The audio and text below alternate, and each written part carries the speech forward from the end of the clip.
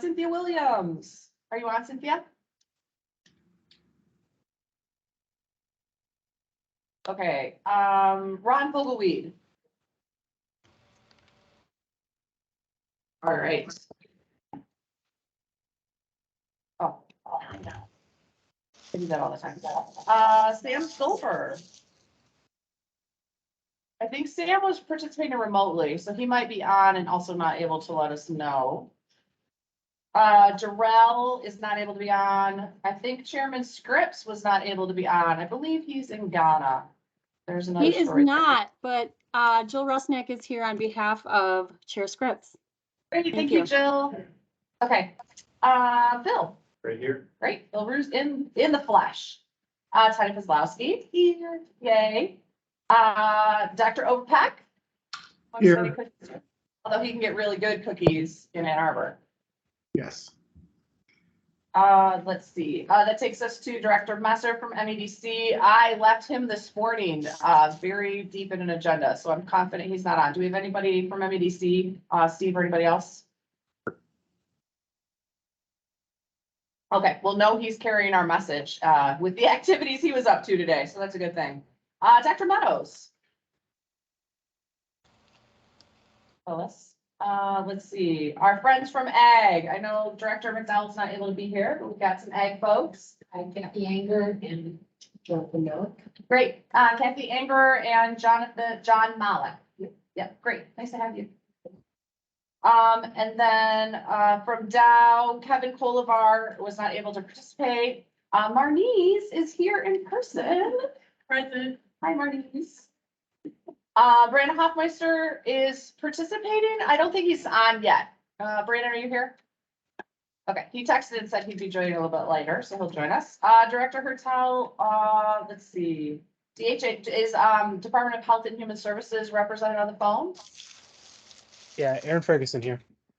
Great, thank you, sir. Nice to see you, Aaron, virtually. Jim Harrison. All right, Treasurer Eubanks, a constitutional officer. Director Heikinger. Present, Director, thank you.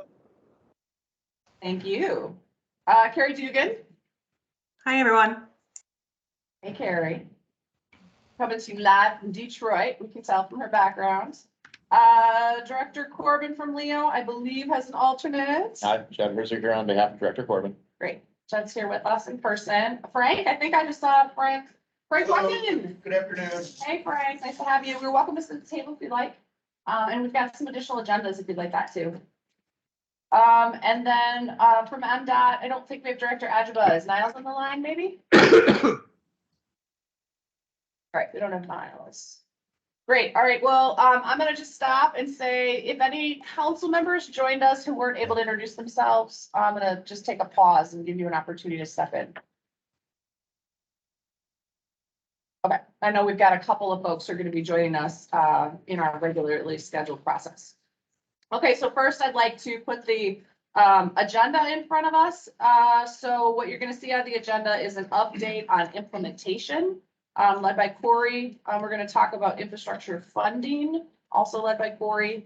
We've got a great presentation from our team about the process around the greenhouse gas inventory, which I know folks have been really interested in. You're going to be wowed by Sarah Hutchinson's work on metrics. And then we're very interested in hearing from all of you as well. We've had a lot of engagement opportunities. We want to make sure we're hearing all of the important good work that's happening from council members as well. So GPI is going to take us through some guided discussion towards the end of the meeting to make sure that you all have a chance to give feedback and tell us what you're up to. So is there anyone who'd be willing to move the agenda? Thank you. Go a second. Second from Phil.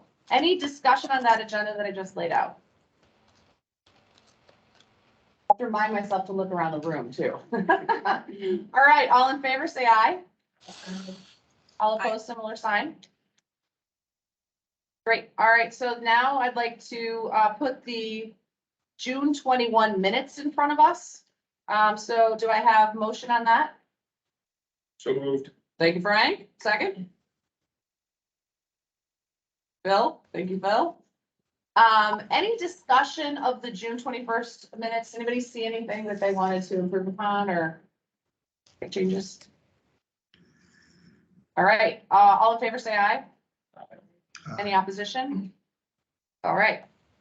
So before I hand it over to Corey, I just want to mention just a couple of ground rule things. I'm glad we're in this hybrid environment. I want to remind folks that this is a Council on Climate Solutions meeting, and so it's for council members and their designees to be participating from a conversation perspective. So I just want to kind of set the table. We're fortunate that it's been a really good working environment, so we've been able to do these very open. And so I'm just grateful to those of you who follow along because you're interested in the work, in making it an opportunity where we can keep kind of that hybrid environment and stay very open about it. So with that, I'm going to hand it off to Corey Connolly to take it away. And it's all teams, apparently. Don't unmute yourself. Oh, that was, I literally did unmute myself. Okay, and then we need to make sure everybody can hear you too, once you get started, or we can move the owl or move you. I'm in charge of sharing my screen, so. Okay, we'll give Corey a second. I'll tell a bad dad joke. Let's see, kid goes to a zoo. There's only one animal in the zoo. It's a dog. It's a Shih Tzu. Yeah. All right, now I gotta come up with another dad joke for later. Look at, perfect. See, now you're saved for me and you get Corey. Perfect timing. Okay, can folks hear me? Okay. Nods. Remote people, can you hear Corey? Yeah, Yes. yeah. Okay. Okay. Yes. Great, thanks, everyone. Sorry to the folks in the room who I'd be shouting at. So as Liesl said, we have a packed agenda today. The overarching framework here is, I'm going to give some general implementation updates that are selective. It's not exhaustive of everything that we're doing or that the state of Michigan is doing on climate, but some things that we thought would be great to highlight. An update on federal funding in particular and some of the ways that we're approaching that. And then a deep dive that Sarah Hutchinson from our team is going to lead us through with around metric tracking and greenhouse gas inventory development, and then the open discussion as Director Clark mentioned. So the implementation updates, bear with me, I'm struggling whether I should stare at the computer screen or the screen in front of me. So, and then everybody around the room, it's a new public speaking challenge. So the high level of what I'm going to go over is EGLE activities that I wanted to highlight around how we're doing coordinate around the My Healthy Climate Plan, external engagement that we're trying to engage in to bring in more folks and get more folks mobilized around implementing the climate plan. The annual report, which is due by the end of the year, and we'll talk a little bit about what's going to be included in that, what to expect. And then an update on some of our justice-related efforts, just to make sure that that's coming through and that folks are seeing what we're working on. And then we hosted a series of ideation sessions and we'll report out on what there and some of the next steps. So first is, this is probably I was talking to Jamie Scripps on our team about what to include this month, and she immediately said this because it's the thing that gets me so excited. Over the last, since the release of the climate plan, we met with all of the divisions and offices within EGLE, all 9 divisions, and I think it's 6 offices if you include us, so 14 if you don't include the Office of Climate and Energy. We met with everyone individually, and then we also have started hosting monthly meetings with a representative from each division or office that will be joining us each month and serving as a climate liaison, so to speak. And the majority of our work so far is sharing information about what's happening in each of the divisions and offices already on climate and how it relates to the My Healthy Climate Plan, and identifying things that are within our capacity and authority to do to help implement the My Healthy Climate Plan already here within EGLE. And that has been a really wonderful process that I just really love. And I think you'll bear with me a second. I'll say when I first took this job, I was deeply anxious about the state of the world when I got to dig into the science and the meetings with all of the folks across EGLE that are already doing such incredible work that has given me at least some level of hope around the climate crisis. And we have one of those this afternoon, which I'm pretty excited about. And this month, everyone prepared a memo, a 5-page memo on what their division is doing as it relates to climate and the My Healthy Climate Plan. And I got to tell you, I've skimmed through all of them, and I'm going to take the hour between this meeting and the next one to read all of them. But I'm totally blown away. We've got just some really incredible stuff from our technology team and the information management division putting together work around greenhouse gas tracking for transportation, around our transportation, vehicle transformation program, the Volkswagen settlement funds, and RRD has been putting together some really interesting stuff around brownfield redevelopment and remediation and its alignment with renewable energy. And they highlighted a couple of really cool projects that they've done on that I actually hadn't been aware of myself. So that's been a really delightful process for us. And I think we're just starting to scratch the surface of what some of that, we're already doing so much at Eagle, and this is really just a tool to increase coordination around that and get it aligned under the umbrella of the My Healthy Climate Plan and figure out if there are opportunities for us to uplift some of that work and to deepen any of it as we move forward. So you can expect a lot more updates moving forward out of the department.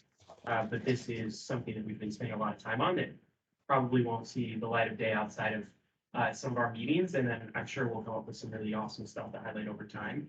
But it's a pretty big contributor to our annual report for sure. So so that's the kind of internal coordination that we've been working on. And gotta thank Kimber has been doing a ton of work to help us get that coordinated, along with Maggie, our intern. Folks might recognize from various calls.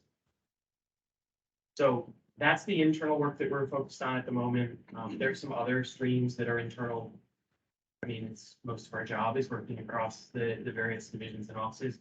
But in terms of external mobilization, we also are trying to figure out what can our office do and what can Eagle do and the state of Michigan do to get more folks in the game on helping us implement the My Healthy Climate Plan.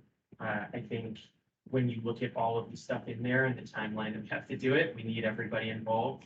I'm very much full of cliches today. It's the old adage, like, to change everything, you need everyone.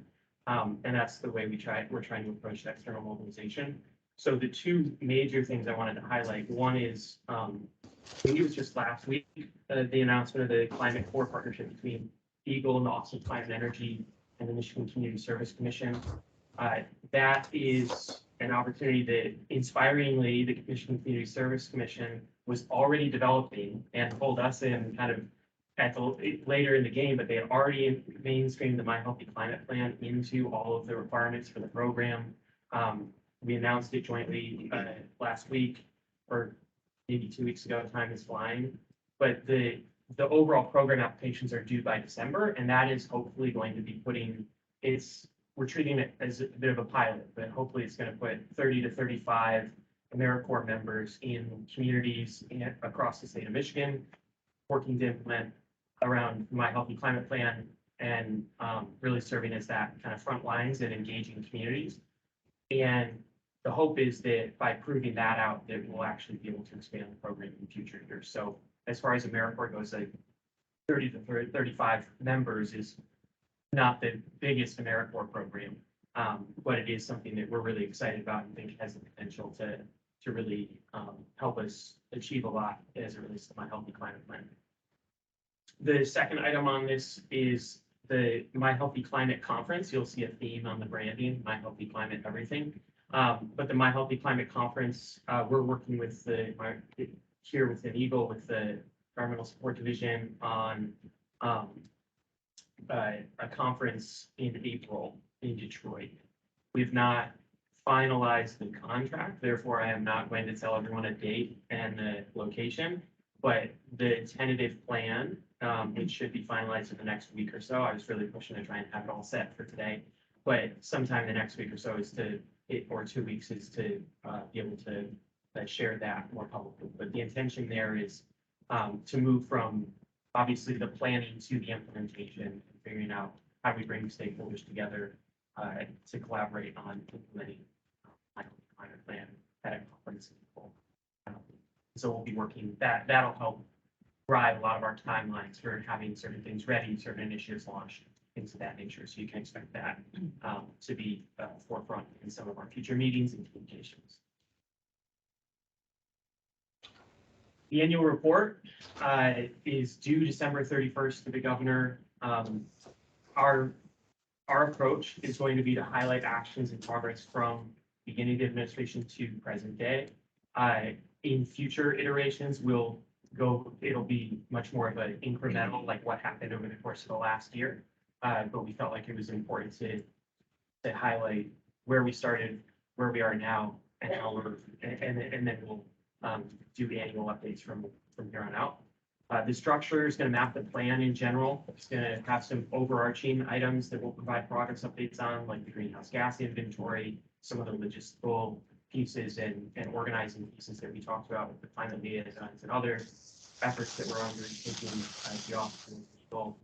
The 6 sections of the plan, so justice, electricity, mobility, built environment, industry, natural working lands, and then a concluding update on lead by example efforts. So it'll map the plan, and it's going to highlight commitments made, actions taken, and progress towards those commitments. And Sarah has been working diligently on this. She prepared the outline. She also has been preparing overarching metrics. So when you think about metrics, you can have it tied to directly state of Michigan programs, but the actual success of the My Healthy Climate Plan is statewide activity and statewide numbers. And so Sarah's going to be able to share a little bit on some of the key metrics that we've been gathering information on, and we'll plan to share that in the report. And just as a note in terms of what to expect from the council, that report you all will see that prior to the vote. So next on here is on justice. I want to just make sure we're calling this out and reporting back on it. There's obviously a major commitment in the climate plan. We did not prepare slides this time that are based on each section of the plan. In the future, we will do a bit of more of a deep dive on some of the activities around electricity, mobility, built environment, industry. Hold on. But I wanted to make sure that we always touch base on justice. So you can expect those updates in the future. On this, I wanted to highlight a few things that have been ongoing. We've been working really closely with the Office of Environmental Justice Public Advocate, Regina Strong, Lee Lambeth, Kate Hutchins, on making sure that we're attending and participating in the MAC-EJ monthly meetings. And so we've been holding 5 to 10 minute slot there every month, providing updates, gathering further input on everything that we're working on. And we see that just kind of the first stage of that ongoing coordination. We hope to deepen that. And in the future, we will be inviting a representative from the MAC-EJ to come and present to you all on a regular basis. So that's one. We've worked with, again, Office of Environmental Justice Public Advocate, and are getting an initial plan, a coordination session with the tribal nations around the My Healthy Climate Plan and how to coordinate on implementation of the plan and aligning priorities across the tribal nations in the state of Michigan. That is set for this fall. And we've had lots of conversations with OHAPA to make sure we're coordinated on that. We are starting to work with, again, Office of Environmental Justice Public Advocate. You can see a theme here. We really do rely on the Office of Environmental Justice Public Advocate deeply, and it's really important to have their support. So we're starting to work with them to incorporate climate hazards, vulnerability, and resilience into the MyEJ screening tool and looking at a vulnerability index contribution to that as a way to start thinking about obviously justice considerations as it relates to climate and more mainstreaming that into all of our work, but also starting to think about resilience. And that was obviously not a main theme of the climate plan, but it is something that our office in the state of Michigan is working on related to making sure Michigan is resilient for the impacts of climate change. And this we see as one of the foundational pieces toward for doing that work and making sure that we can integrate that more seamlessly into other parts of. And then the final item here is just, and I'll get to this in a few different ways, but the supporting EJ Thriving Communities Technical Assistance Center. So there's a federal funding opportunity that the state of Michigan cannot apply for directly, but we've been working with a number of advocates and stakeholders to try and make sure that there is a convening of folks, and we're hoping that there will be an application from Michigan. We're coordinating with other state climate offices or counterparts, so to speak, and making sure that we're coordinating that with that as well, because it is a Region 5 effort. But that's one of the ways that we see some of our work being able to be supportive where we can't actually be the applicant is trying to play a convenient. Where can I jump in there? Yeah. Okay, so I just wanted to mention a couple of things. First off, this is the best acronym ever. It's the TIC-TAC, so I think that's just phenomenal. But more importantly, I wanted to mention, probably people saw some of the coverage over the weekend. The EPA decided to reorganize themselves so that they can better implement the $3 billion in environmental justice dollars that they're getting out the door.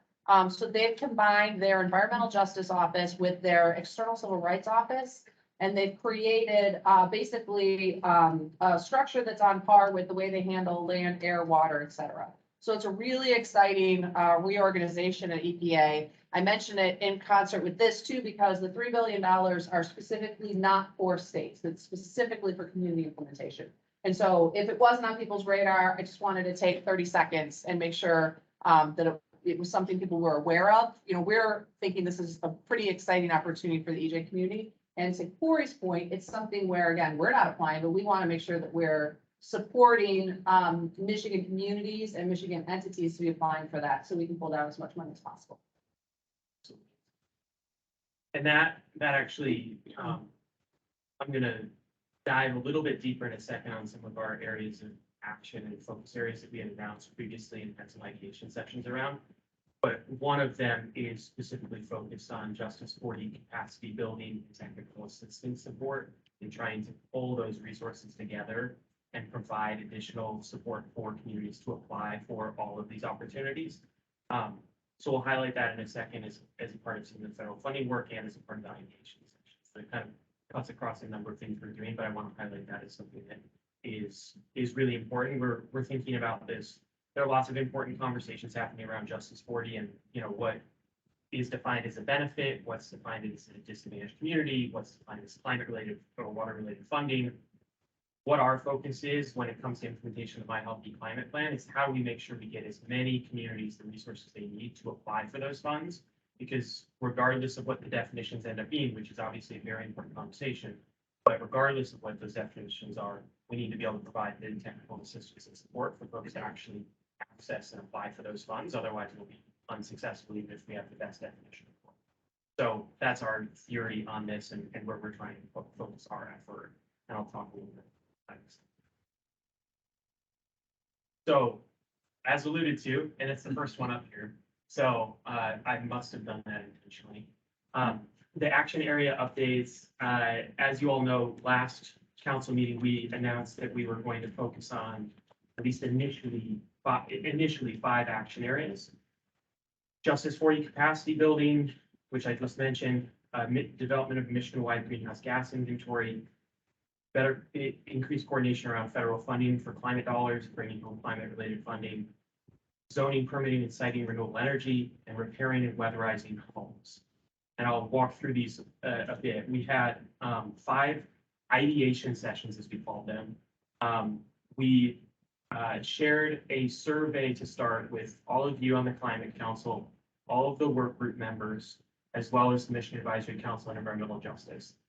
In that survey, we asked for a variety of things around resources, technical capacity, but in particular, who else should be at the table, and in particular, what justice-related organizations or representatives should also be invited to these. So we did want it to be a slightly more targeted and tighter conversations. We ended up with somewhere between, I think, 40 and 80 attendees at each one, which allowed for breakout rooms and robust discussion.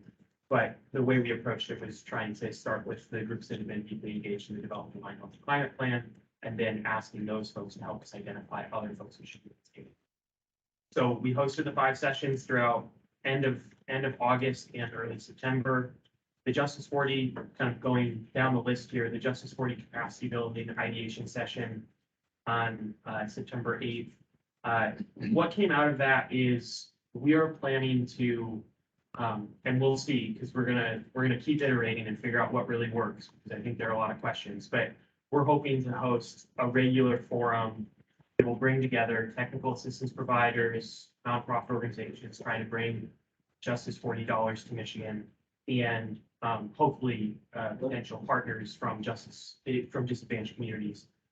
Host a forum where we can share information, make sure folks understand what resources are out there, technical assistance grants and things of that nature. So that's something that will be informed by the federal funding discussion that I mentioned.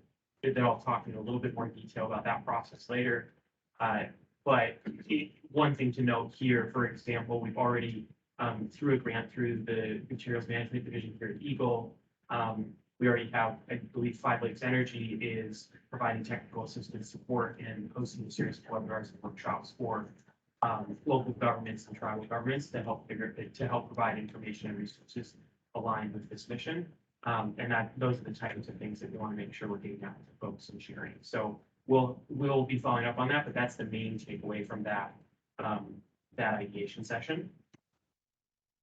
I'm here, all right.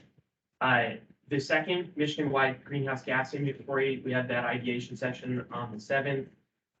Slightly lighter attendance, but that's because it's the wonkiest, maybe. Sorry, Sarah, no offense to your passion here. But we're planning to host at least 2 more input sessions throughout 2023 and potentially more. A lot of this depends on kind of where we're at and what needs we develop as we go through the greenhouse gas inventory process. But we've already started through that ideation session, gathering feedback and input. Sarah will be able to share a little bit more about that when she goes through kind of where we're at on the greenhouse gas inventory. But that one's very practical and it's going to be very valuable to have technical experts participating in. So really encourage folks to stay tuned as we have more opportunity on that one. On federal funding, I'll go through this quickly. We've been trying to figure out what the best way is for us to leverage the capacity of the council and the work groups and the various folks who want to be engaged around federal funding. What we decided was out of that ideation session is that we think it makes most sense for us to try and identify a few target opportunities that stakeholders seem interested in that we think will help achieve the My Healthy Climate Plan, and it wouldn't happen otherwise. And that's the EJ Tic-Tac opportunity that is the prime example of that. And so we'll, through that, be trying to, this would not be necessarily a standing session, so to speak, or a standing work group. It'll be more as opportunities arise. We'll try to put some time from our staff and from some of our resources to help convene and make sure that stakeholders are thinking about and have the resources to go after some of these opportunities. And EJ Tic-Tac is the first example of what we're trying to work on that. There's a lot more on federal funding. I'll get to that in a second. Zoning, permitting, and citing renewable energy.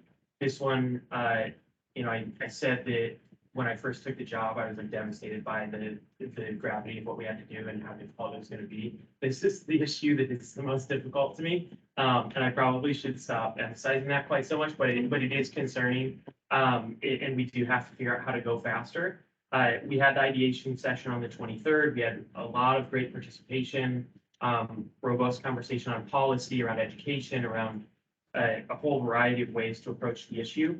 We're continuing to work through our Catalyst Communities program and a number of programs that are already being run through our sustainability section through MMD. And then we're still working and taking input and thoughts, but still working on identifying what some priority actions could look like in 2023 and look to revisit that in the next couple of months as we close out the year. The final session was repairing, weatherizing homes. Again, this is one that is a big sticky issue and has implications across a whole variety of funding streams, a whole variety of stakeholders, a whole variety of state agencies and departments. We're continuing to work on this issue.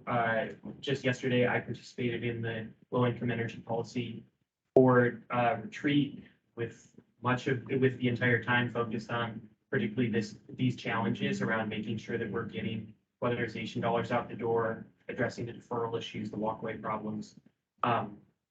And again, over the next few months, we're going to be continuing to have conversations, gathering more information, digesting what we heard in the ideation session to identify what the best path is for our office to support and help on this particular issue going into 2023.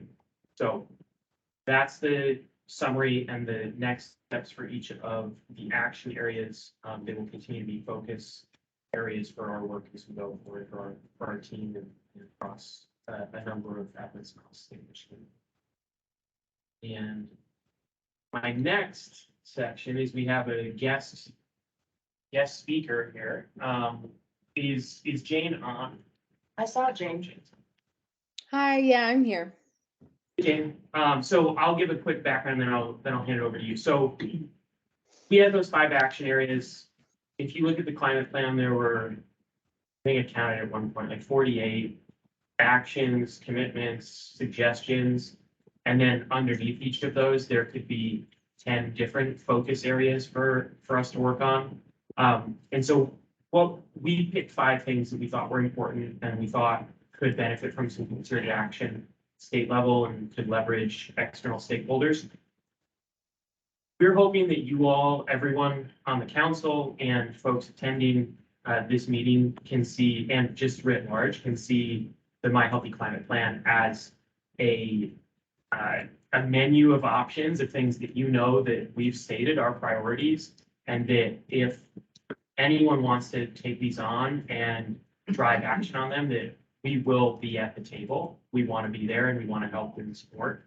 And I asked Jane to join just because I see what they've been doing as a prime example of this and wanted to uplift that and then demonstrate to folks on the call that we do want to be able to treat these council meetings in cases where we're aligned on action areas as a platform for further collaboration, for folks to think about how they can help us move forward on the climate plan around their priorities. So with that, I'll hand it to Jane and I can stop sharing my screen just so people can see.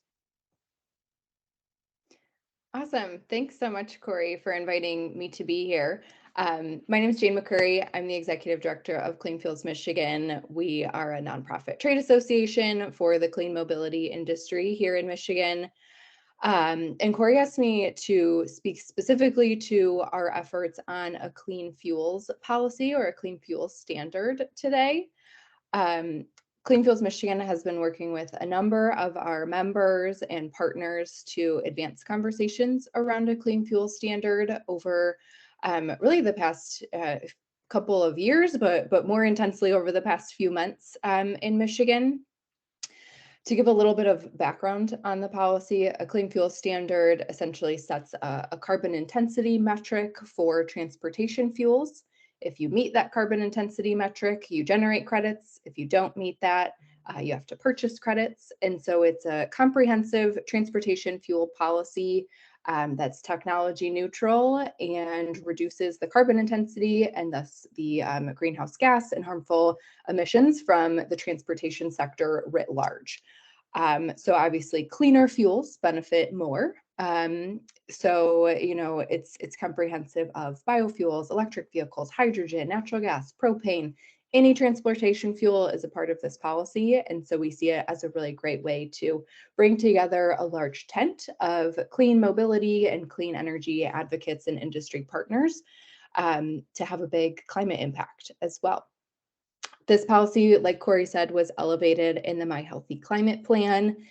It was also mentioned in the Council on Future Mobility and Electrification report last year. And both of those reports really gave us the kind of stamp of approval to begin having these conversations in a really, a more real way in the state. And so Clean Fuels Michigan has been working with groups like the Ecology Center and the Electrification Coalition and Great Plains Institute and many more to begin having real conversations about what are the benefits that we would expect Michigan to gain from a clean fuel standard, and what will it take to get this done in Michigan. So in July, we convened a really diverse group of stakeholders in Ann Arbor to have an in-person meeting, get everyone sitting in the same room, having these conversations.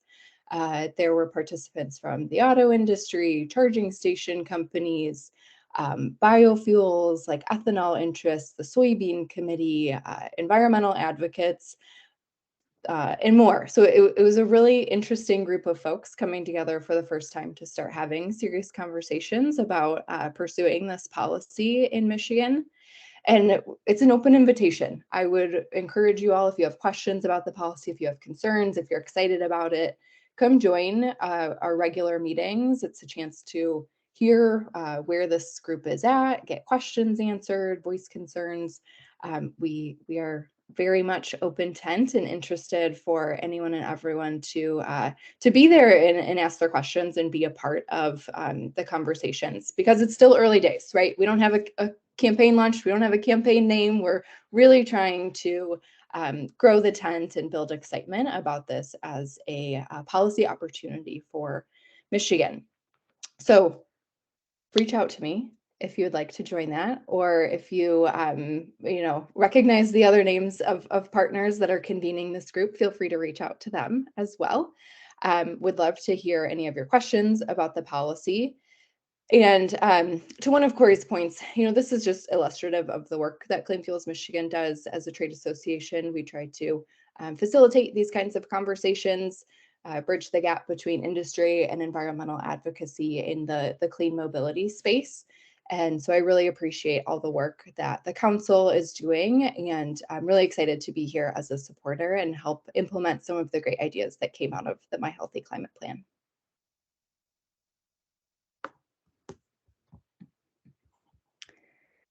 Corey, is Great, there anything else? Yeah, let me know if you want me to touch on anything else. there. I almost said, I Julie, almost don't you did. I dare almost unmute did. I yourself. didn't do it. Very close. The feedback loop. I saw the look in Lisa's eyes when I stopped.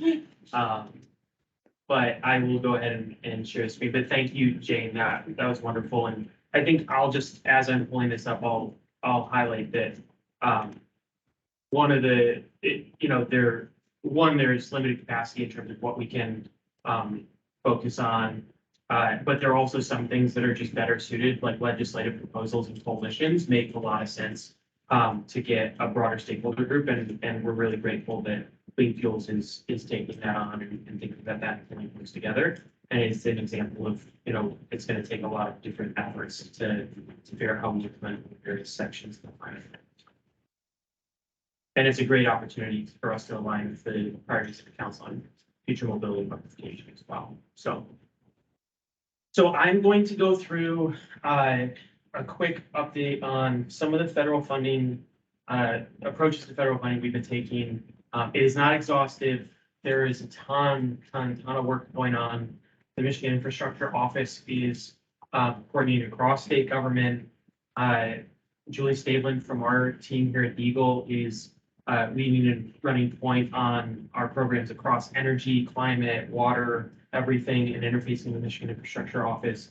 These are just some highlights of programs I thought were valuable for folks to see and give a bit of a broad perspective on some of the ways that we're approaching the work. So the Climate Funding Sprint team, supported by Great Plains Institute. So Great Plains Institute supports the council work. They also have a small grant to support us on tracking and taking action on new and existing opportunities. So what that looks like in practice is every Monday, the Great Plains Institute updates our team on they track pretty much every federal funding opportunity that comes out under BIL right now. Provide us with that in a format that provides us kind of everything we need to know: match, deadlines, next LOI, RFI, whatever the next item is. And then on Tuesday, our team at Office of Climate and Energy, we go through that in detail with the GPI team, identify which ones require some type of action, which ones we think would be, this is sort of the catalytic moment for when we think about, okay, this is a new opportunity. The state can apply for this. Who should we send it to? And we, Julie Stadlin and I and the OCE team think about that. Then we prepare kind of like the state priority list, and then we have a cross-department meeting Wednesday mornings to go over every opportunity, evaluate them, identify which ones are priorities based on climate, which ones are possible based on any resource capacity constraints, things of that nature. And we're hoping that we can leverage that process to do a couple of things we talked about previously around justice and identifying opportunities for disadvantaged communities and Justice 40 implementation as it relates to federal funding, as well as trying to support local governments and tribal governments going after funds. So that's part of kind of the next step of that work and where we want it to head. But for the time being, it's really helping us keep a pulse on what's coming out and making sure that we're ahead of it. And there are tons and tons of folks across state government working on that. I just happen to control a list of the things that we check in on. If you want details on it, I'd have to, then on any of the individual funding items, I'd have to go find the person who actually knows everything about it. So I wanted to highlight just a few programs. These are, again, nowhere near exhaustive, but wanted to highlight a couple of things so that folks understand kind of what we're looking at. So the infrastructure law, the bill opportunities, or IIJA, as some folks call it, there's a breakdown of formula dollars, competitive dollars, and dollars that, these are the categories we use, at least dollars that the state can't apply for, but that other entities could. In terms of formula, the state energy program is a major priority. That's where we're going to see a lot of the My Healthy Climate Plan priorities reflected. And we work closely with Robert Jackson and Jim Stalen to make sure that that's the case. And we're very much aligned as that moves forward and we're on track.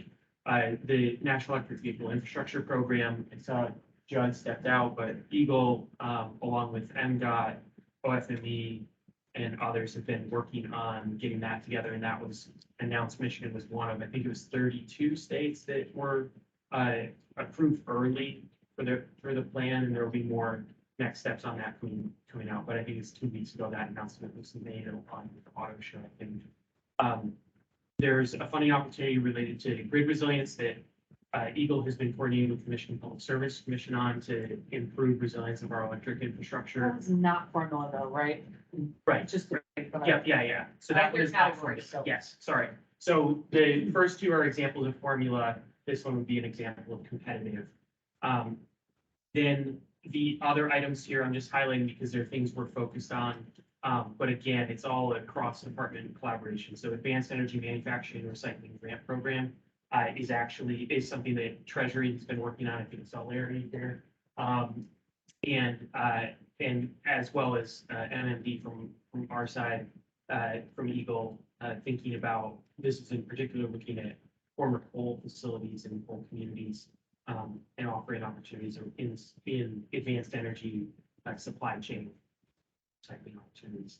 The Building Energy Codes opportunity is actually a grant around implementation, a competitive opportunity around implementation of building energy codes. And I think folks know that we're Michigan is in the process of updating those codes. And so we see that as a priority for us to go after. And then advancing equity through workforce partnerships, that's something that's being pursued in partnership with Leo. And the Building Energy Code is being pursued in partnership with Laura.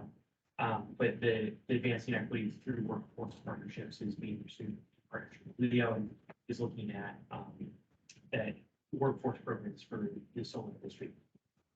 So that's just some of the opportunities. There are a ton of them. I actually have to send out a list for our meeting tomorrow, and it's like 30 opportunities long, but these are the ones that we know that we're engaging on at the moment. The IRA opportunities, that's obviously a new factor here and is really exciting in terms of what's possible. I'll just highlight that there were a series of executive directives from Governor Whitmer over the last few weeks. I can't remember the dates exactly. I think it's 9, 10, 11 are the executive directives. Notably in there were 3 programs that were highlighted. One is the Greenhouse Gas Pollution Reduction Fund nationally. There's $27 billion in that, but states get $7 billion. That one is one that OEJPA and think MMD were directed to think about how to move forward on, so early JPA being environmental smoke advocate. And that is, the short term for, or the shorthand for what that fund is the green bank money. So that is a very large opportunity and I think is really aligned with how we can implement my own climate plan. Again, a lot that this is just sort of preliminary, but this was included in the directive and so we're trying to get ready for that. The HOPE program around retrofitting buildings, that is another one. It's 4.5 billion going out to the states, and then high efficiency electric home rebate program is another one that was highlighted. And materials management division and our state energy office was directed to work with some other departments and divisions on those two items as well in the executive directive. So I want to just highlight those. The IRA opportunities aren't flowing the way that the BIL opportunities are. So mostly what we're doing there is trying to figure out how we make sure we're ready for the big opportunities as they come. And then I think probably one of the biggest pieces of this that isn't mentioned here on the slides is getting prepared for all of the incentives that are directed at the private sector. So there are a ton of changes that are going to happen due to tax credits, incentive programs, and that's going to change economics, it's going to change planning, it's going to change a lot of what we're working on and create a lot of really exciting opportunities, but it's also something that we need to make sure we're ready for, and that kind of goes across everything that was in the IRA legislation. So Can I underscore two things again, just because I can't not? absolutely. The first is, IRA is $160 billion opportunity, right? So huge opportunity to make a difference in these types of markets. We don't have guidance. DOE spent a while last week at Climate Week talking at a very high level, but we don't know what some of that stuff's gonna flow like. But one really important thing in IRA is the PTCs and ITCs are going to now be available to nonprofits, which has been a problem, as many people know, in the past, where the nonprofits weren't able to take advantage of the PTC and ITC for renewable build out if they did not have a partner that had a tax appetite. So that's a really big change. There's a lot of other really big stuff in there, but that one in particular really struck home for me because it will enable a lot of nonprofit opportunities that just didn't exist in the past. Put some transaction attorneys over. That's probably true. Just having tried to navigate the power purchase agreement structure for nonprofits a few times, it's pretty complicated currently, and so it's really excited that they're changing.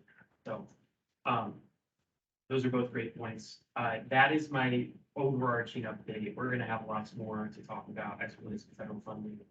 As you can tell, it's kind of scattered throughout this entire update. There are pieces around the Justice 40, around some of our action areas. And obviously, it's just a dedicated stream of work that we're doing that I would consider to be both internal and external that are all focused on to figure out how we can leverage the opportunities for implementing my own time. So with that, I think that is the end of my slides. I think I did it close to on time. You're ahead of time. I'm ahead of time. It's awesome. So I think in order to get to the actual discussion, I was debating what was happening right there as I paused was a debate as to whether I would take some questions and comments or whether I would hand it to Sarah. And I think for the sake of having some like a concentrated time of discussion, I'm going to hand it to Sarah, see if we can get through a little bit early and then open up the forum. So Sarah, I can go ahead and hand it to you and I can. You can just keep sharing the screen and I can just. Yeah, from your exactly. laptop. That's Yeah, okay. that's what I was thinking. Awesome. All right. Hello, everyone online. Hello, everyone in person. My name is Sarah Hutchinson. I am the Climate Data Science Officer for Office of Climate and Energy. I use she, they pronouns, whichever you prefer. And I am really excited to be here today to share with you all some metrics updates on the climate plan. So overall, we have sort of organized these metrics according to what is the plan. And I have another slide after this showing some additional metrics as well. So for example, overarching, some of the things we're measuring are number of clean energy jobs. In terms of justice, we're looking at gross dollars as well as the percent of dollars spent in overburdened communities, as well as local air quality. For electricity, percentage of renewables in our energy portfolio, megawatts of renewable energy, renewables and energy storage installed, as well as a variety of statistics related to energy burden for both low income and overburdened communities. There we go. And then moving on to the rest of the categories, transportation and mobility, we're tracking the number of electric vehicles on the road, number of DC fast chargers and public level 2 chargers, as well as ridership and trip length when it comes to public transit. Homes and businesses heat electricity savings, again, those sort of metrics, those statistical numbers, I guess, statistical values. Related to low income and overburdened communities' energy burden. And then lastly, in terms of energy intensive industry, we're tracking local air quality again, as well as recycling rate. So before I move on, I just want to put a little bit of a disclaimer here and say that we are very aware that a lot of these metrics vary spatially, they vary temporally, and a lot of their effects are not distributed equally. And so because of that, we are working hand in hand with OEJPA to make sure that we are directly incorporating a lot of what the MyEJ screen tool says about how these are related to justice as well. But for the sake of the climate plan, because it is economy-wide and really measures the progress of the entire state, at least just to start out, these are the metrics that we are working with for now. So some visuals. In terms of the number of clean energy jobs, here we have them tracked over time since 2017, and obviously in 2018, Governor Whitmer took office. Some of the data that we're working with has a little bit of a lag, so that's why this is only going up to 2020, and this information is from Clean Energy Jobs Midwest, if I remember the organization correctly. And they have also done a wonderful job, as well as allocating some of these jobs spatially. You can see that a lot of them, the majority of them actually, are located in a couple counties on the western side of the state, as well as near the Detroit area. Nice. Just one thing, obviously, the graphic here doesn't look great, but that's because of, obviously, we have a delay in the data, and that is tied directly to the pandemic, that data figure. I was on the other side of the table working with Clean Jobs Midwest when they did this data, and I can say that the rebound statistics of the clean energy sector in terms of job creation is rebounded faster than the rest of the economy following this. So I would expect when they do have updated jobs numbers, we're going to be in much better shape. But just wanted to highlight that the impact on the clean energy sector was grave during the pandemic, and the rebound effect though was rebounded faster, and I think we'll see lots of job opportunities in general. So I just don't want folks to read this and be like, we're doing poorly on clean energy jobs. It's not the takeaway here, even though it looks pretty sorry. Do you know what their reporting cycle is? Like, when do we expect to see their latest version? I don't know, but we can check I because think it's spring. I feel it's like like usually March. spring, but That's yeah, fine, I'm it's just usually trying to April, remember. May, yeah. Okay, and so with that, moving on to local air quality. So as I mentioned before, this is a perfect example of some of the effects that are not distributed equally and distributed, over time differently, spatially differently, things like that.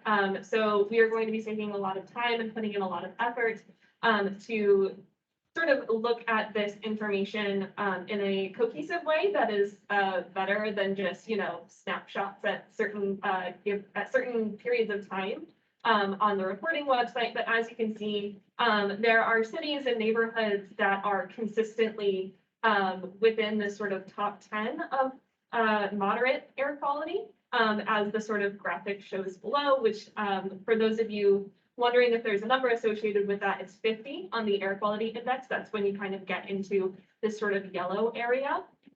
So yes, as I mentioned, a lot of these cities are consistently in the top 10. There are some state resources online that will show you the air quality average over the entire county, but obviously that does not take into effect a lot of local businesses, communities that are located near power plants, for example, things like that. So we are actively looking for better ways to represent this metric. Are those 3 different time periods? or Yes. Yep, and those are, Sampling of cities, or are those mhm. 10 worst, 10 best, or? Yeah, so this would be the cities that have the highest air quality index or highest value on the air quality index. And this is all taken over the course of one day, for example. So you can see just how widely this varies, even, just a couple hours apart, because, you take into account the effect of transportation, of rush hour, of, peak load on the energy grid, for example. So this in particular is definitely a little bit of a beast of a metric, but it's, like I said, something that we're actively working on. Okay, so next we have the percentage of renewables in our portfolio. And this is information that I got directly from the EIA. So as you can see on the chart, this sort of gray colored bar is electricity that comes from the combustion of fossil fuels and other non-renewable resources. The blue is renewable, so wind and solar with the inclusion of nuclear energy. And then the green is renewables, wind and solar again, without the inclusion of nuclear energy. I think a caveat. Yes. So for those of you that are comparing this to Michigan's renewable portfolio standard, please keep in mind that the utilities are also able to purchase RECs, which creates development in other places in order to meet their RPS targets. So if you're doing the math in your head, that's why built renewables don't equal specifically to the RPS, because RECs are a factor. Awesome, thanks, Lisa. Yeah. So a lot of the metrics that we're going to be using, we're going to be comparing to a baseline of what was being emitted, what was being generated, that sort of thing from 2005. And you can see that on the leftmost bar, or leftmost set of bars. And then the following bars are starting in 2017, going all the way up to 2021 is where we have the most recent information here. You can sort of see how these values have evolved over time, obviously with renewables gradually increasing. And so this is sort of an illustration of what Corey was mentioning earlier about how, we sort of need to get moving on siting of renewable energy and, that sort of realm of issues. So moving on to transportation, number of DC fast chargers and public level 2 chargers. On the graph on the left-hand side, you can see the number of new chargers installed every year. The blue line for both graphs are the DC fast chargers, and then the orange line are the public level 2 chargers. So on the left-hand graph, you can see those are just a static number of chargers installed. On the right-hand graph, you can see the cumulative total number of chargers. So we had a set amount in 2017 and prior. And then, in 2018, we added more every year. And sort of on the right-hand graph, that is showing how many we have in the state at any given time according to year, as opposed to the left-hand graph, which is showing just how many chargers have been installed for that year. Because I can't help myself, please remember that the second chart would also represent, so for example, if there's a location that has 4 chargers, so it's not over 800 locations of level 2s, if that makes sense, because some locations have more than 1 charger. So that count is actually chargers. Okay, and then the last part of the climate plan metrics update is heat and electricity savings. So we got this straight from the states, and we were able to look at both the electricity waste reduction as well as the natural gas waste reduction, and this is from a variety of utilities across the states. So that includes CTE, consumers, as well as some smaller ones that are located in different geographic areas. And basically every year, they have consistently met and exceeded their statewide waste reduction targets, both in terms of electricity as well as natural gas. And so that's something that, obviously we are aiming to continue into the future and perhaps exceed even more. Okay, So moving on to the greenhouse gas inventory, we have sort of a variety of topics that we want to talk about here. So first are the top line goals, sort of the format of the inventory and what we're looking at there. Some visuals and examples of what things are physically looking like right now. Diving into the ideation session feedback, as well as the timeline and next steps. So overall, the goals of the inventory are to establish a statewide baseline. And this reference point is going to be 2005, as I mentioned before. And really what we want it to do is inform future planning and policy decisions and support progress towards our 2030 goals and beyond.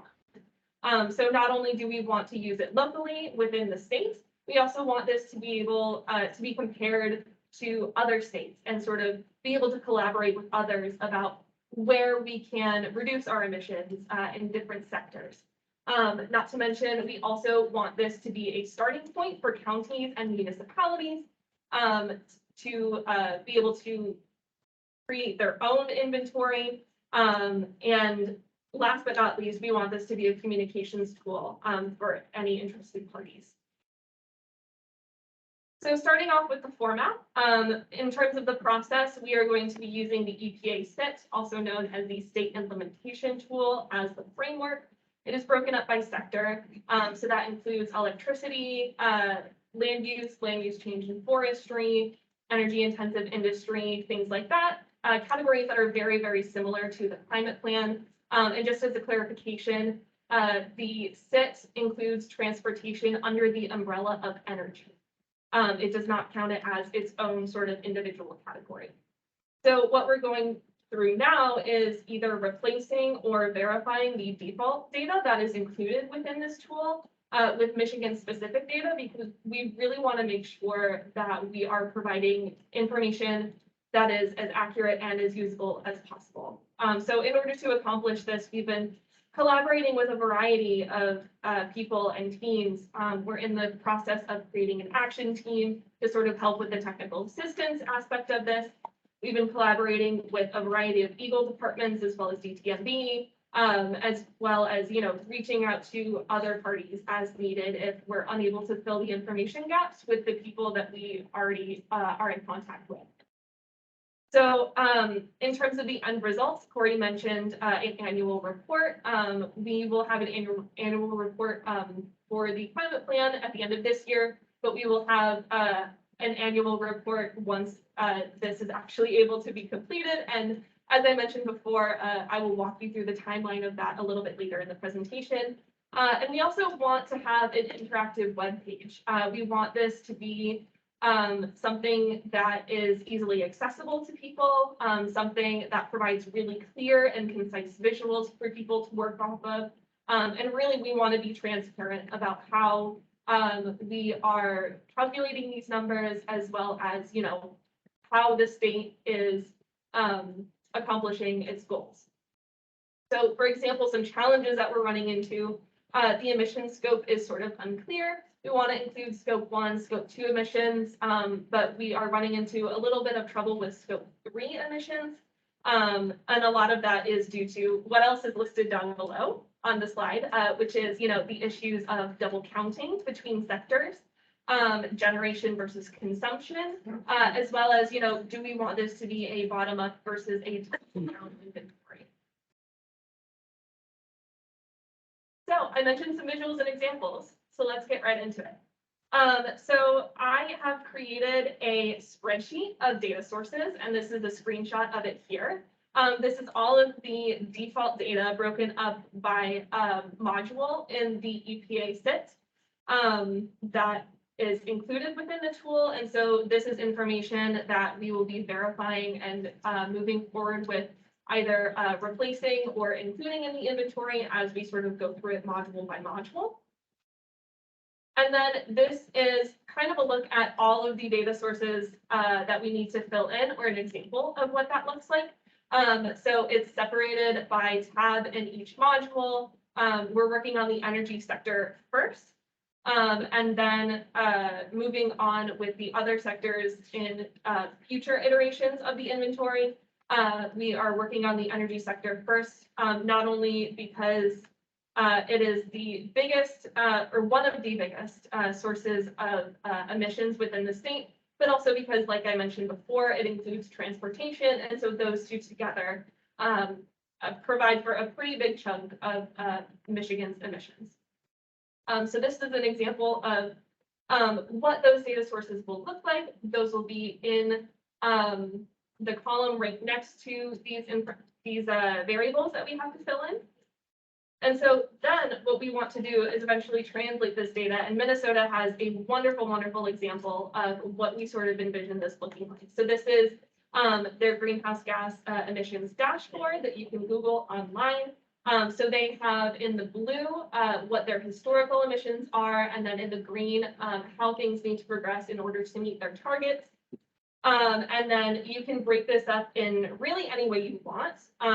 There is you can look at it as parts of a whole, you can look at it by sector, you can look at it by source, really anything you want, you can slice and dice it.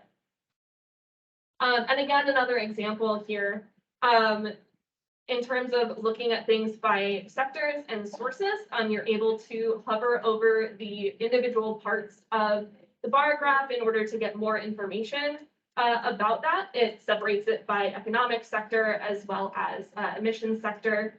And then on the right-hand side, the graph also tells you how these individual sectors are doing in order to meet these overall goals. So moving on to the ideation session, we sort of had this idea in our heads, and we wanted to get feedback about what everyone thought. Will it meet the needs of the state, and really how we should proceed with this. So the goals of it was focusing on community building and collaboration. We briefly outlined the climate plan and how the inventory fits into that, outlined the inventory, which I just gave you in the past few slides. And then what we really spent the bulk of the time on was discussing ideal scenarios for the inventory, and then sort of wrapping up next steps and making sure that we're all on the same page. So in terms of a response, there was an emphasis on localized information.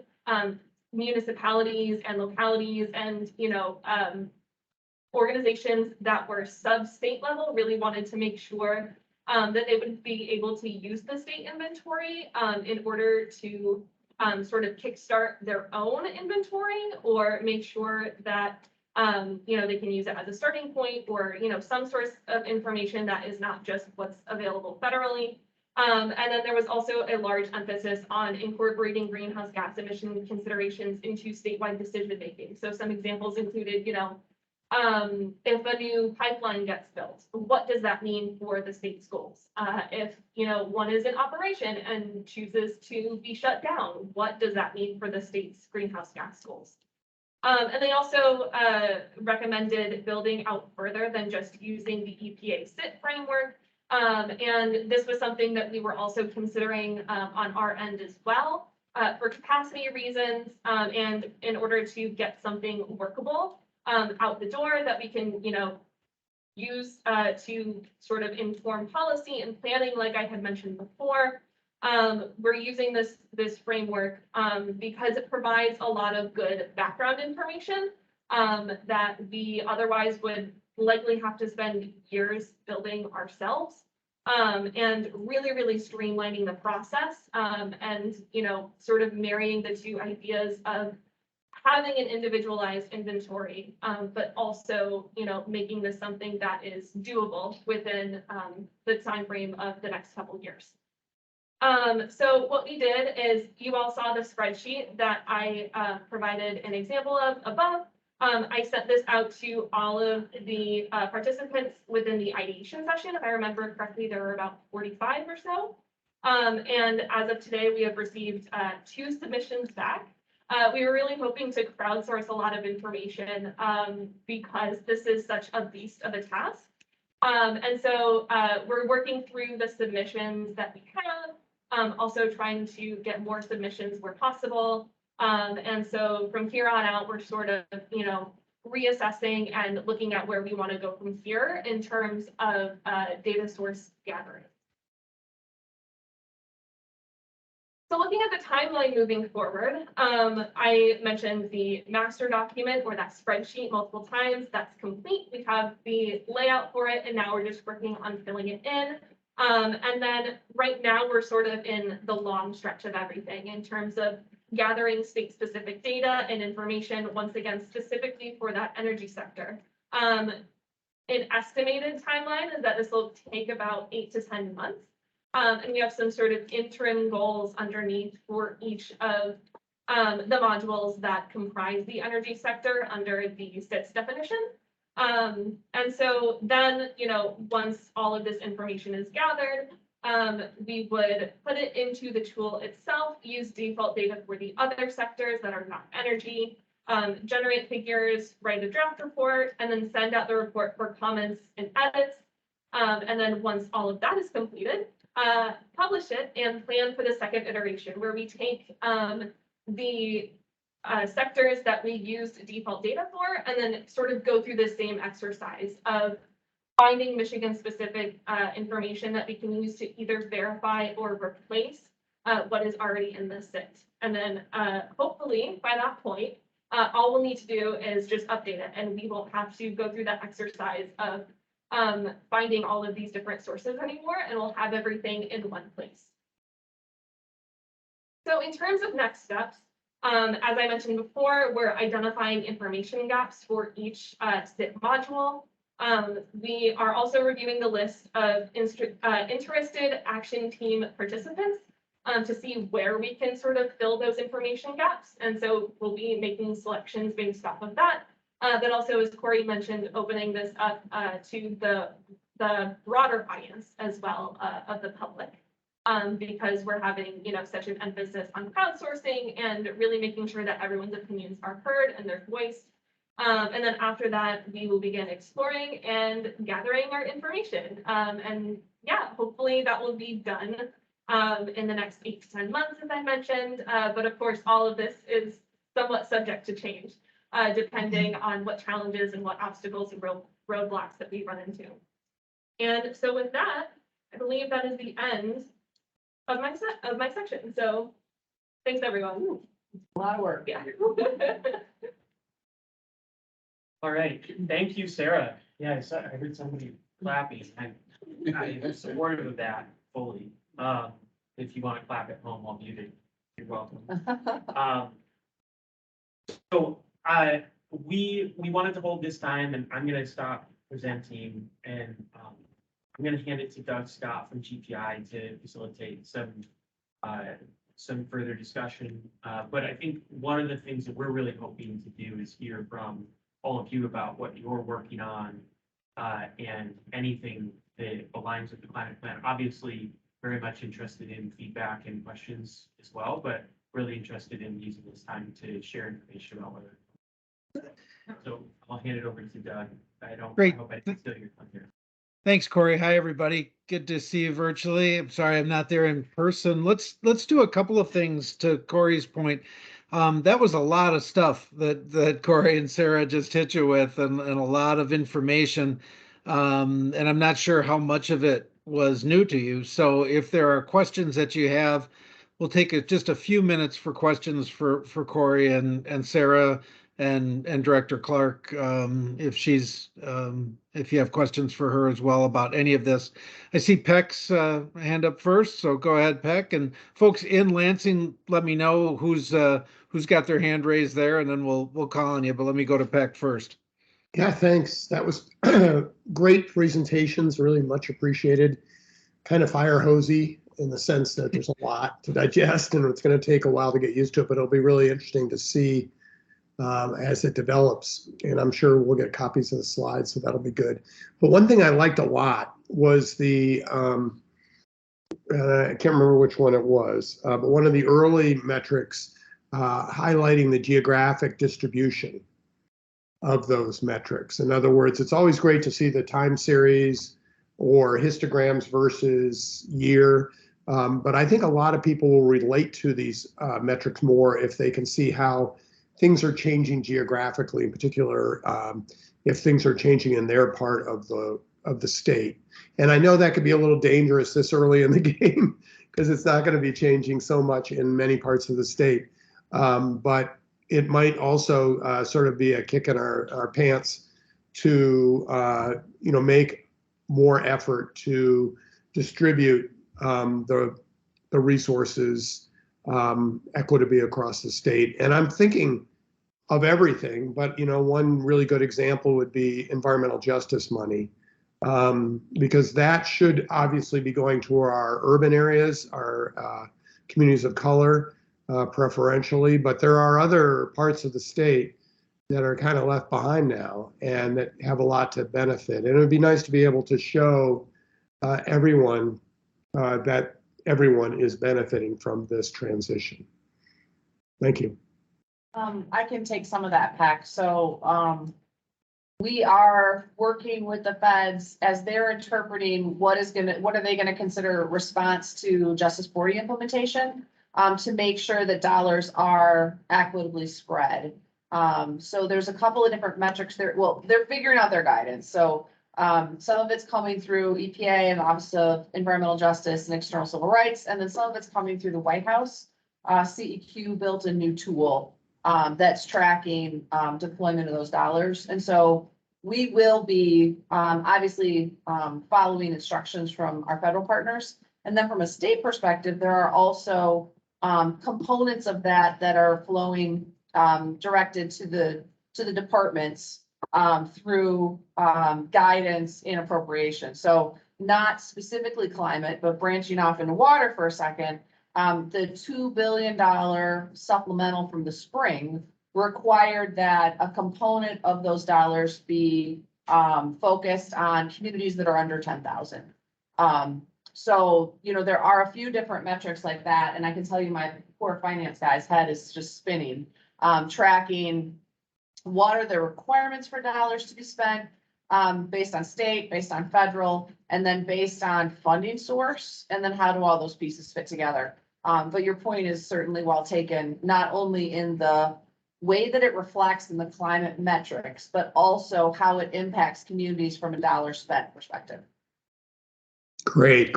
I'll just highlight too that two of our faculty are in Washington right now. Joanne White Newsom, of course, is the top EJ advisor now in the White House. But Paul Mohai, who did his students really worked on the screening tool here in the beginning in Michigan. He's also working for the EPA in Washington expressly on that topic.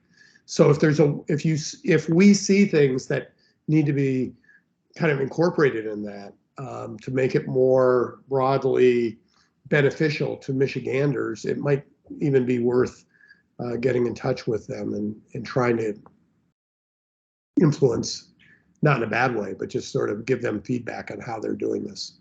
As we can emerge as we have been, I think, on screening tools from the beginning, as a real test case to get it right. Yeah, I agree. I was on a call with Joanne last week. It was so nice to hear her voice. Yeah. We just have to get her back. Sure. She's a big Thanks, resource Pat. in Michigan. Yep. Thank you. Phil Roos. Yeah, thanks, Doug. I just have a great presentation. I know it's early stages here, but massive amount of work already being done and all the moving parts with all the federal money and such. I was just trying to get kind of a bigger picture for planning and tracking progress on implementation, also the impact of the health and climate plan. And I mean, a couple of really high level pieces of that. One is just wondering if are we far enough along that there's sort of at least penciled in master timetable for key parts of the plan, what's our goal for doing step A, step B, or is that going to take quite a while just to then develop with all the moving parts? And then I guess the other piece related to the PhD is I'm trying to understand when can we actually model parts of the plan? Do we need a baseline to be able to do that? Mentioning all the steps here, so energy in the next 8 to 10 months, and then to move on to the rest of it, and are we gonna be halfway to 2030 before we can, model where we'll be in 2030, that kind of thing. I'm just wondering, what baby steps. Corey, Sarah, do you want to take that? So I can speak a little bit to the technical aspect of the inventory.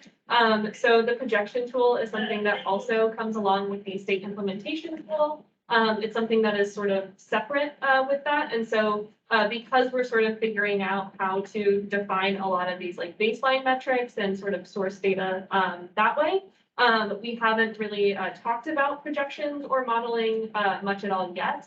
That being said, we likely don't need a lot of, that sort of fancy, a lot of that fancy modeling in order to determine, what sectors need to, make more emission decreases and things like that. There are some rudimentary things that are can be done, like linear regressions and things like that, to get just like an idea for what we need. That being said, if you did some rough math on the presentation, sort of the idea is to have this first iteration of the inventory out and published by December 2023-ish. Like I said, that is subject to change with sort of the obstacles and such that we run into. But yeah, the idea is definitely to try and get something that is workable and usable out the door as quickly as possible, which is why we also opted for this approach of using the state implementation tool and filling it in with specific data. Because like you mentioned, we don't want to be halfway to 2030 by the time, we have something that can actually be used. And I'll just add to, I think Sarah hit it on the head with the number of items there, in particular, the one that is that we know the general trajectory of what we need to do. And so we don't want to slow down for that. What we think it's really important for us to actually be able to measure our progress authentically. And so getting a greenhouse gas inventory is going to be very important. It's going to be important for refining our tactics as we move forward. But right now, we've got so much work to do that we know the general trajectory. So those modeling exercises, while very important, I just want to emphasize that, like, yes, we need to do that, and we can't wait for that. Right. To your point, like, we can't wait, if it's going to take a year for us to get the inventory and then to do the modeling. The modeling is going to demonstrate within a few percentage points of what we generally probably know, and we're going to need that more refined understanding as we get farther along on some of these pathways. But right now, we know that there are some big chunks we need to do in terms of reducing dependence on coal, increasing renewables, transition to electric vehicles. We have some of that framework, and that's been modeled out based off of some rudimentary stuff that was mentioned by Sarah. So that's one, but I think it's a great and important question. And then in terms of master timetable, yeah, I mean, that's a fascinating question to figure out kind of like what you would even do. I mean, we're trying to figure out how we focus on in the near term items that we think can unlock accelerated action over the long term. And that's the weatherization, the citing, the federal funding, all of that. Just the measurement exercise, I think, will actually help us move forward on a number of items. In terms of the actual master timetable, I mean, right now we're still basically figuring out exactly how do we make sure that everyone in state of Michigan and all the programs that have a touch on this, which is everyone, basically every department has something they can be doing. We want to make sure we gather that, uplift it, push it forward, accelerate it. So I can't say that we have like a step by step, but we are actively trying to track any and every commitment in that plan to try and figure out how we make sure we get it. Thanks, Phil. I don't have any other folks in the chat. We'll give one last call here for anybody in Honey Lansing. wants to get in, Doug. Pardon me? Honey wants to get in. Oh, sure. Go right ahead. Hi, Doug. I'm incognito over here. Okay. I want to echo the thanks for all of the work that you have done. I know a big task to try to put all of these pieces together and set the foundation.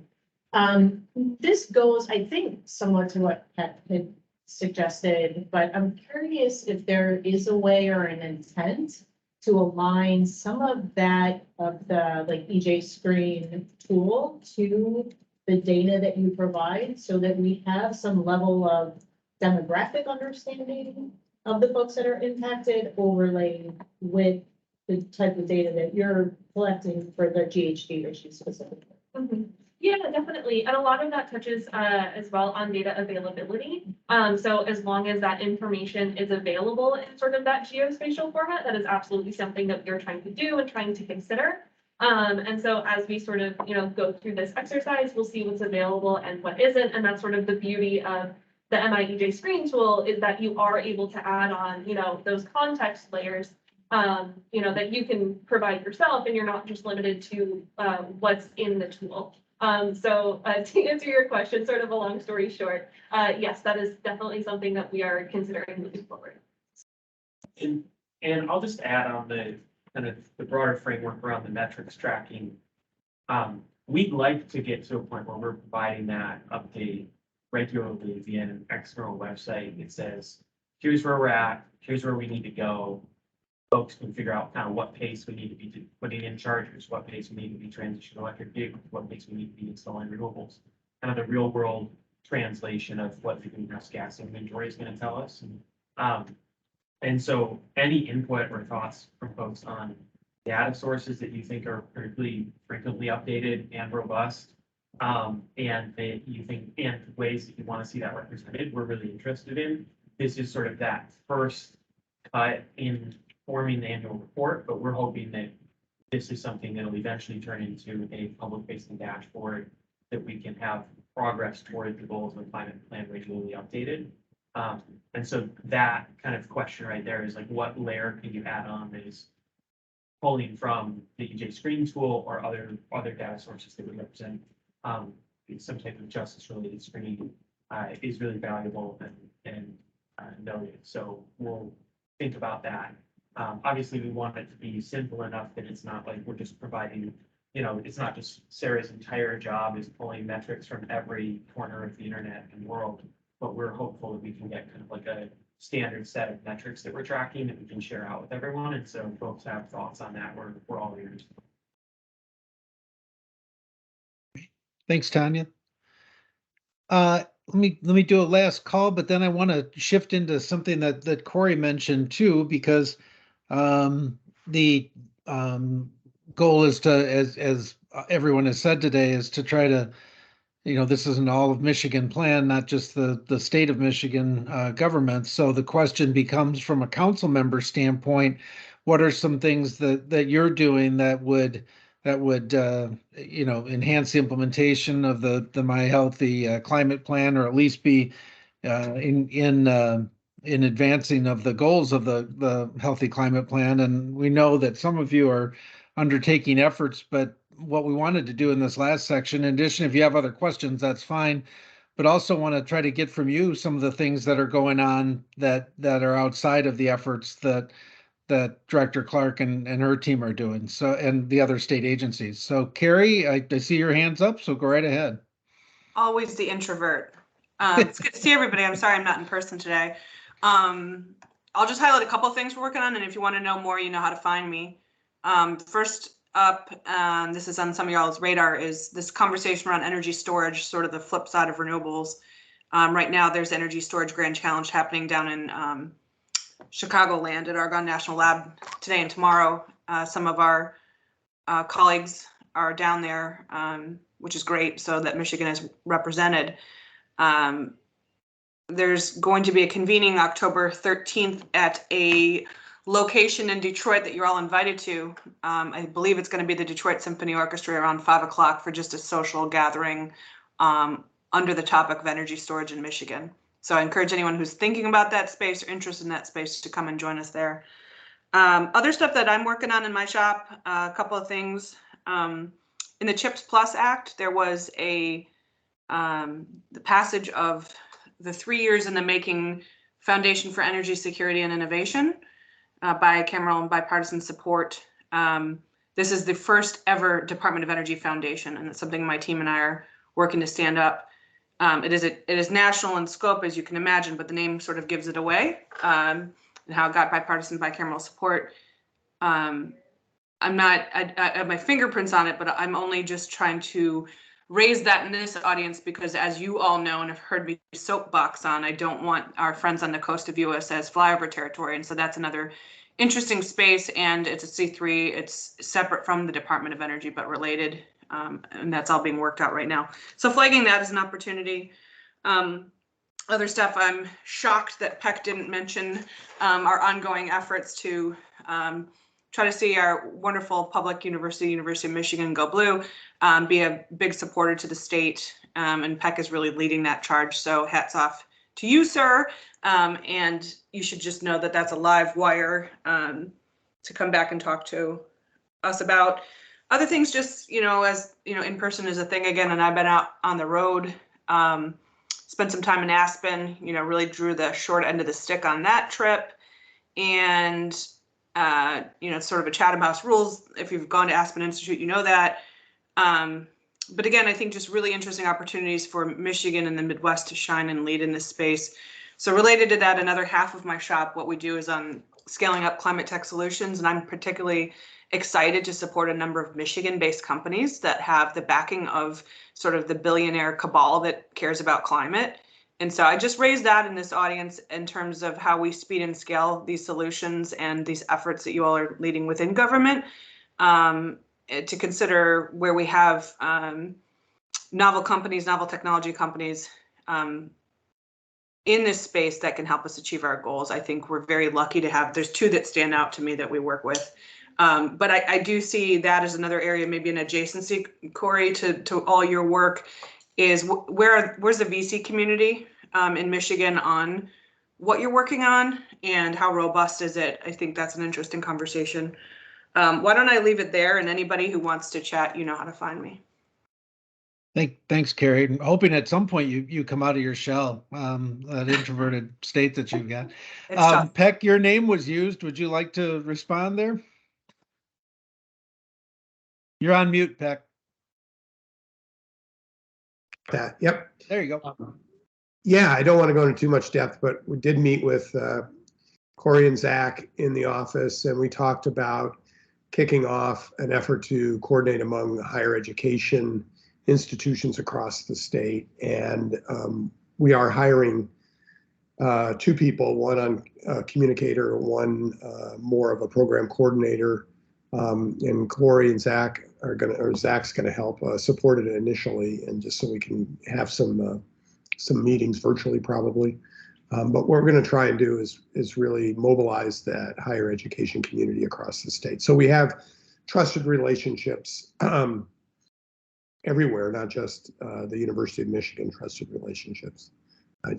And I know there are other things we're doing, and working closely with Carrie in Detroit on a clinic that is gradually starting to set its sights on a Michigan-wide, Great Lakes-wide effort to really help accelerate things. But yeah, those are just a little flavor. Thank you. Thanks. Carrie, your hands back up. Did you want to? I warned you. I was just thinking back to the beginning of the slideshow about the April timeframe convening that Corey's being really, close hold about, and what Peck just said about sort of some of the leadership and a lot of this conversation around the role of justice in this whole future of who wins in this economy. So I just want to flag, I think we have a really neat opportunity to be, again, a lead state in how we center equity in this in the future. And so I want to, Corey, really, I'll come back to you offline, but really emphasize making sure we have the right folks at the table for that type of a convening. There's some neat opportunity space, which I can't really talk about, that I would really like to fold into that. That includes some of the stuff that Peck just mentioned on the Detroit Seas Clinic. But again, as I think about all the other states, which I love them all equally, but not really, we're uniquely positioned. And I really, Phil and I have been harping on this for months. This is such a unique state with unique assets and unique problems. But I'm just thrilled to be part of this council, and I'll continue to be in the background supporting it. I'm going to go on mute. I'm just rambling. Thanks. Can I say one more thing? Sure. is I don't want to increase Corey's workload, but he started it.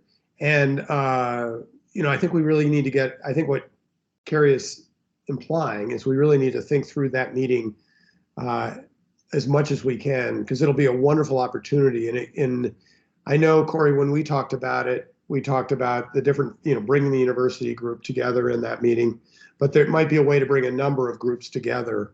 And it ends up being a very notable summit. Not quite like the thing that was at the White House a week ago, but, for Michigan, a big deal. We won't get sunburn in April, so that's good. But, Carrie can maybe get the president to come at least, right? Okay, noted. Moving on. Hey, not seen anybody else. How about other entities that are working on things that will fit in with at least with the goals of the climate plan, if not directed right at them? Doug, I have a question. It's Connie again. Sure. I thought I had just seen, maybe late last week, DOE announcing funding for hydrogen hubs. Is that on everybody's radar? And why are people giggling? Maybe there's something I don't know. You sure? I'm muted again, sorry. Unmute, Corey. I'm happy to share a little bit on that, though Lisa would probably have plenty to share as well. And our fearless Doug Scott has tons to share on that. Because in another hat, he's also doing quite a bit of work on hydrogen and supporting some work. So I think the biggest news on that was just the multi-state MOU around collaborating around hydrogen opportunities for large as a region that included a number of states. I'd love to list them all because I wouldn't be able to remember all of them. But that is the main item, and that opportunity, I think the FOA just was released. There's been quite a bit of industry interest in Michigan. And I know that MEDC is working to support, the development of the hydrogen economy here in light of that opportunity. University of Michigan did put together a hydrogen roadmap for the state, supported by MEDC. And I know that there are some initial conversations on that follows release, which happened very recently, to kind of figure out how the state can provide support for their support being provided, though it is private sector. I don't know if anyone has other things they wanted to share. There are a lot of folks that are on hydrogen conversations that are at the table here. So if anybody would like to contribute, that's the update I think I'm able to provide. I see Martin just has a hand out, which is impressive given that you're sitting right next to me. You're very polite, but yeah, go ahead. Hi, everyone. I just wanted to give an update about hydrogen. And we do at the Midwest Building Decarbonization Coalition have a training on hydrogen cost narratives. If you ever want to see that training, it is recorded. But Yeah, Marty, could you send that along? oh yeah, Yeah, I would absolutely be interested in that. yeah. Okay. Yeah. We don't need to see Me that. Yeah. But I was gonna say in regards to the MI healthy plan, within the coalition, we're definitely focusing on capacity building and the implementation of these different federal bills as they come down our way within this region. We just prepared comments within these different these 8 states that I work in for weatherization. And so we look forward to participating in this conference that's coming up in April because quite honestly, implementation is very key, and that is going to be the theme of our equity summit coming up in November, the week before COP. And so I will invite all of you all to attend that equity summit because implementation is definitely key, especially we don't have the respective communities who will be impacted by these issues. So it's good to learn the process, get best practices, and we will be offering that. So that's the invitation. What's the date? November 2nd, 3rd. And if you want for us to share that information with council members, like we'd be happy to put some pieces together and follow up. Yeah, absolutely. Don't talk about it. I just saw your hand go up right when you said hydrogen, when I said hydrogen. Where's your inventory? Midwest Building Decarbonization Solution, Marty's debt. Thanks, Marnice. Anybody else? I do have one quick follow-up to Tanya's question on hydrogen. The announcement that came out last week, somewhere north of 6 billion and less than $8 billion, the Department of Energy is going to allot for hydrogen hubs. The concept notes for proposals are due November 7th, so we'll know fairly quickly kind of what the universe is of people who are applying for that. And then the final proposals will be due in April of next year. And then the awards can be made after that. To Corey's point, Michigan is part of the 7 states that signed the hydrogen MOU last week. And the MOU is much broader than just the hub proposal. Some of the multi-state collaborations have been done around a hub proposal, just trying to get something into DOE. The 7 states here are really working on broadening and building out the hydrogen economy with a clean hydrogen focus.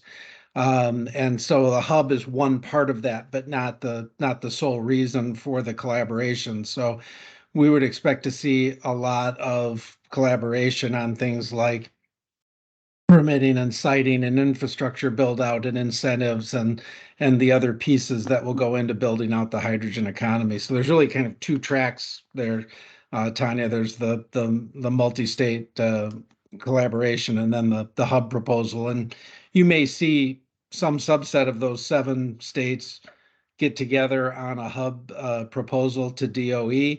But you may also have multiple proposals that come from this region as well. So hopefully that was a quick explanation of hydrogen stuff that's going on. Any comments or questions? We've got a few minutes left. Others who want to share things like other of the council members have done. I converted my gas dryer to electric. Good job, Tanya.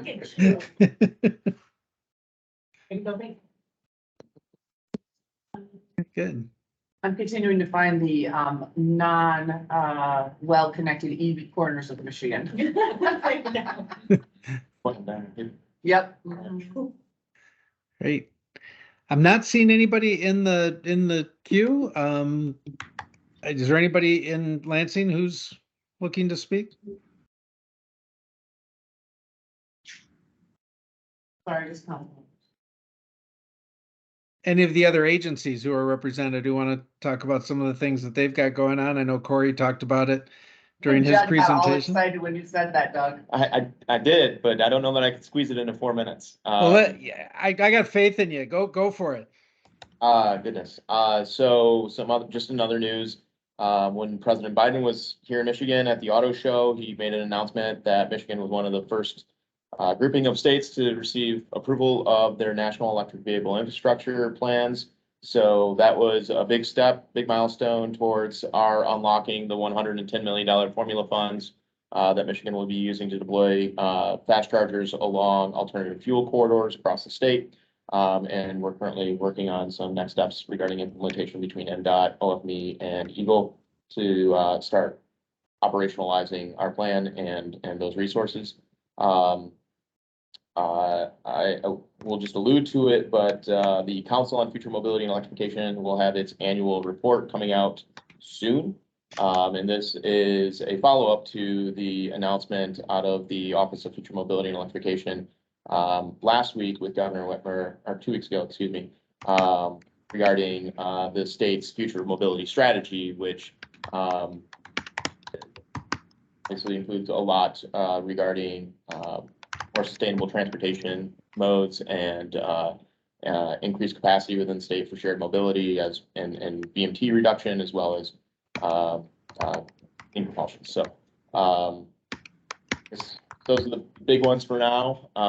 There's a lot more happening, but anybody that would like to learn more about what's happening at the OFME side related to implementation of the My Healthy Climate Plan, please reach out. Thank you. You did that in 2 minutes, so that was really good. Anybody else? If not, let me turn it back to Director Clark and can do next steps. And everybody's probably glad to see each other in person, so they'll want to keep visiting in person. It's nice to be in person, and we miss all of you that are in the virtual environment, but glad that we can all participate in this way. Great. Well, thank you, Doug. I appreciate that. And just know that, this is a component we'd like to, make a part of the council meetings going forward, because we want to make sure there's opportunity for exchange of information. I do know that we recognize that it's sort of fire hose, but we also want to make sure that we're sharing, the work that's happening here. So trying to find that tricky balance. But I'm grateful that we're able to do it, again, in this kind of hybrid way. This has been a great setup. So our next meeting is November 29th. And again, we're going to work to have the proposed agenda or proposed schedule for 2023 in front of you for that meeting on the 29th. You can find materials, including slides and recordings of today on michigan.gov/climate. And then, of course, for those who are participating, who are not council members, want to make sure that we're always interested in your feedback, which would come to eagle-climatesolutions@michigan.gov. So that's always an opportunity for people to give us feedback. In the meantime, I'm just really grateful to the Office of Climate and Energy team. It's just a huge lift, as you can tell from the presentations here today, knowing that it's not everything. But it's absolutely really great momentum. I'm just continuing to be really excited about the momentum. And today's presentation was more focused on Eagle components and getting the climate plan pieces off the ground. There's so much happening in other departments too. And so, we just kind of a light touch on so much activity across state government. So I'm really grateful that everybody continues to pull together to make sure that it's not only a lead by example, but also an aggregate and momentum creator from the state of Michigan. So really, really grateful what everybody's doing. Yeah, I was talking to other environmental directors last week, and I likened it to, you have your verticals, your air, water, land, materials management, et cetera. And then you got your horizontals, including justice, including climate work, et cetera, that really just cross all over. So just appreciative of all that load. So thanks to everybody for participation. Thank you to the council members for your continued time and energy. And look forward to talking to everybody November 29th. But I'm confident that we'll have an opportunity to engage before that. So thanks, everybody. Appreciate it. Thanks, everyone.